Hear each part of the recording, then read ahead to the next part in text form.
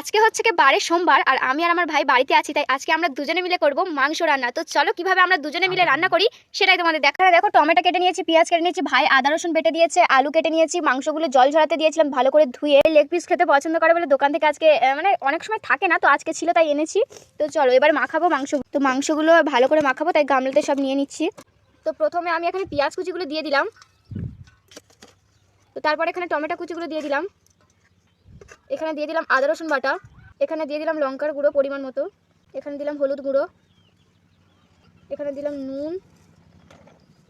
নুনটা অল্প দেবে প্রথম, তারপরে যদি তোমার মনে হয় তরকারি করার সময় তখন দিও।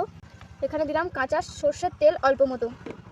কাঁচা সর্ষের তেল দিলে কী বলো তো, মাখাটাও যেমন সুন্দর হয় আর মাংসর ভিতরে মশলাটাও তেমন সুন্দর যায়। তো এবার এটাকে ভাই আমার মাখিয়ে দেবে, কারণ এখানে লঙ্কার গুঁড়ো আছে আর আমার হাত ভীষণ জ্বালা করে মুখে দিই হাত, ওই জন্য ভাই এখানে মাখিয়ে দেবে ভালো করে। কাজের পার্টনার তাই মাংস মাখিয়ে দিচ্ছে ও, কারণ হাতাহাতি অনেক কাজই করে, খেয়ে ফেলছে। এখানে তেল গরম হয়েছে, আলুগুলো দিয়ে দেবো। তারপর একটা মামি আসে, কিছু গল্প করছিল, আমি আর ভাই সেটাই শুনছিলাম। আর তারপরে দেখো এখানে তেলে গরম হয়ে গেছে, তাই ওখানে দিয়ে দিয়েছি শুকনো লঙ্কা।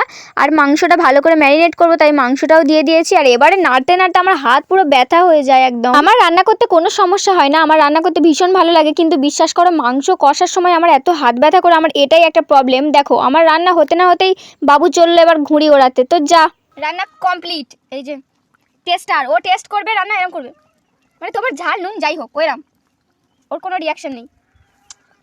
এবার ভাই এটা টেস্ট করবে কেমন হয়েছে। জিজ্ঞেস করাটাই ভুল, একটু বলতেই পারে না যে ভালো হয়েছে, ওর যা হয়েছে তাই খেয়ে নেবে। তো আমার রান্না কমপ্লিট হয়ে গেছে, আর তরকারি ঢালতে আমার ভীষণ ভয় করে যদি হাতে পড়ে যায়, তাই সেই গরম তরকারি আস্তে করে ঢাললাম। আর আমার না ভাত খাওয়ার সময় মাংস হলে লেবু তো পাতে থাকবেই।